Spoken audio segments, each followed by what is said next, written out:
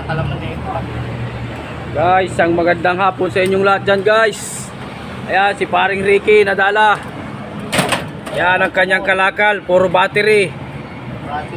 So, may kakaiba siyang nakuwang kalakal dito. Pang-opera yata ito. Hindi gat. Ano? Hindi na kayo dyan, bibigay namin sa inyo. Tamang baklas lang sa hapon. Yan ang kalakal ni paring Ricky nadala. Ito naman yung sa akin guys. Yan, walang kuha. Aray ko. Yan.